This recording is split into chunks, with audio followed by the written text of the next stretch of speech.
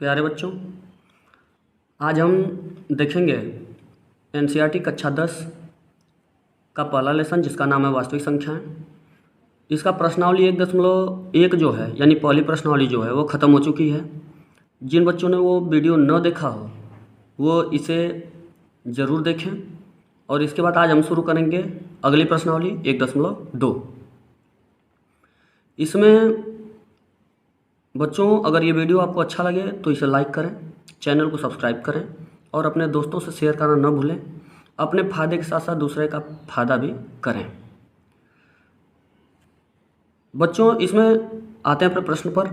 निम्नलिखित संख्याओं को अभाज्य गुणनखंडों के गुणनफलों के रूप में व्यक्त कीजिए। ऐसा प्रश्न किया है।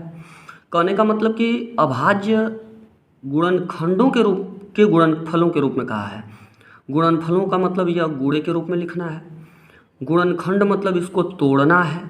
अभाज्य का मतलब जो एक से या खुद से कटे उसे अभाज्य कहते हैं, या अभाज्य जिसको आप इंग्लिश में प्राइम नंबर भी कहते हैं।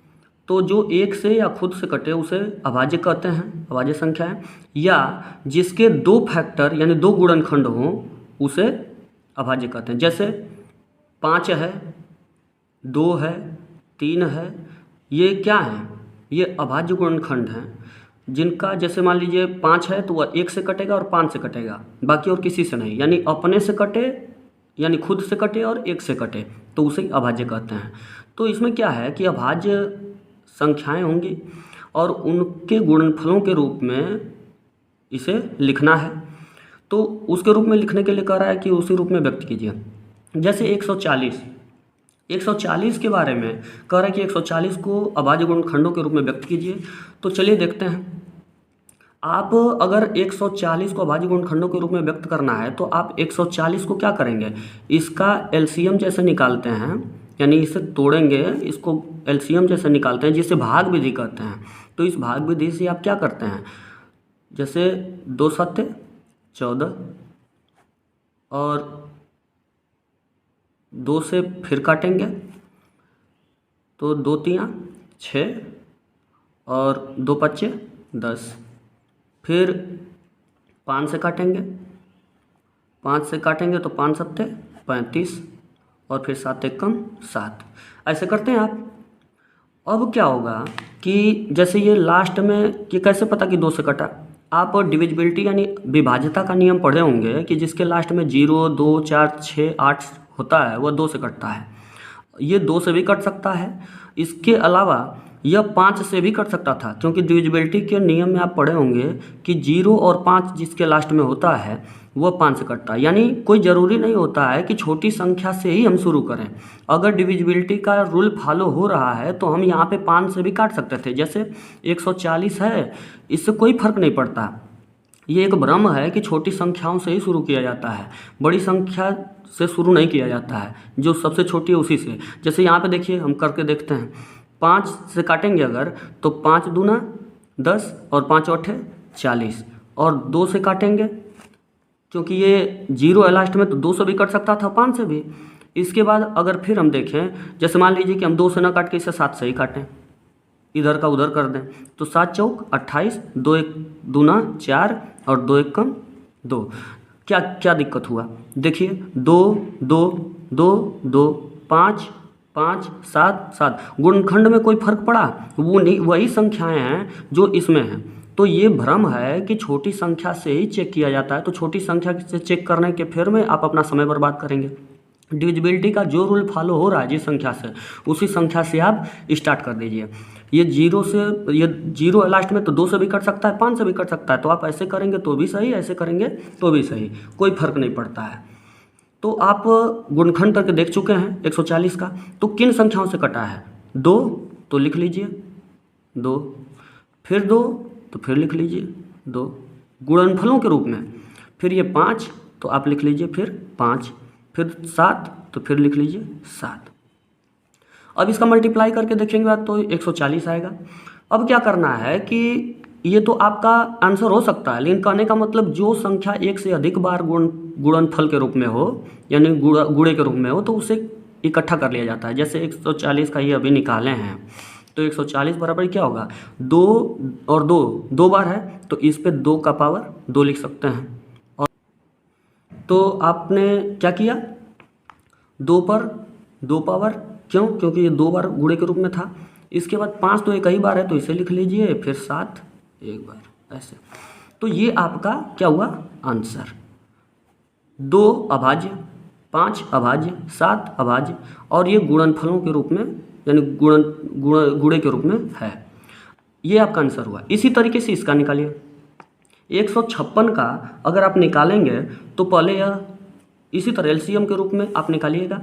जैसे 156 है तो इसका निकालेंगे तो 2 से काटेंगे तो 2 7 14, 2 8 16, फिर 2 3 6, 2 9 18, फिर 3 से 3 1 3, 3 3 9, फिर 13 से तो कितना आया, 2 2 3 13। तो लिखिए 2 2 3 और 13।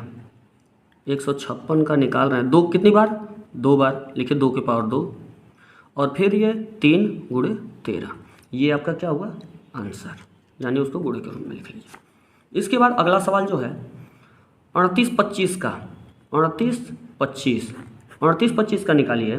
तो ये आप 5 से पहले काट लीजिए, कोई ज़रूरी नहीं है कि आप 3 से पहले काटिए, 3 से भी कट सकता है। तो आप 5 से कीजिए, 5 का 5 7 35, 5 छक्का 30 और 5 5 25, और 3 से कीजिए, 3 1 3, 3 5 15 और 3 3 नहीं 5 से कीजिए, 5 1 5, 5 5 25, 5 3 15, और फिर इसके बाद फिर 3 से कर दिए, 3 5 15 और 3 1 3, फिर 17 17 3 51 और 3 1 3, ऐसे भी कर सकते हैं।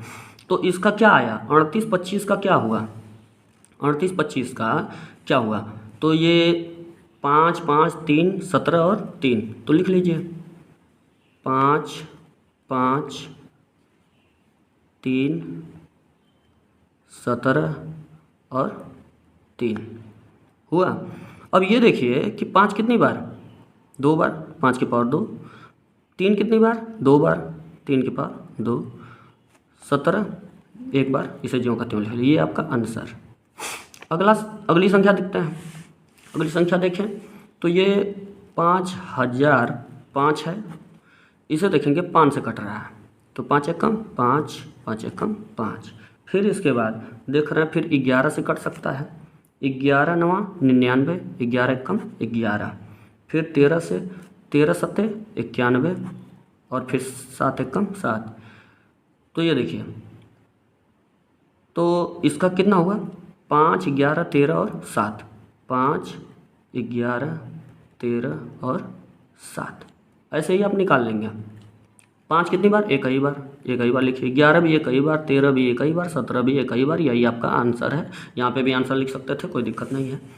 इसके बाद आप अगला सवाल अब आपका क्या है, 7429। तो इसका देखते हैं, 7429।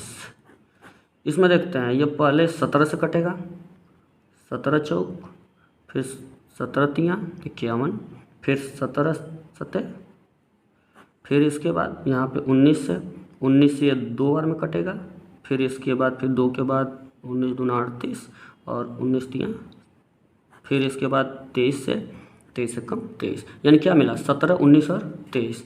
तो आप लिखेंगे 17 19 और 23। अब ये कितनी बार, एक बार, यही आपका आंसर हो सकता है।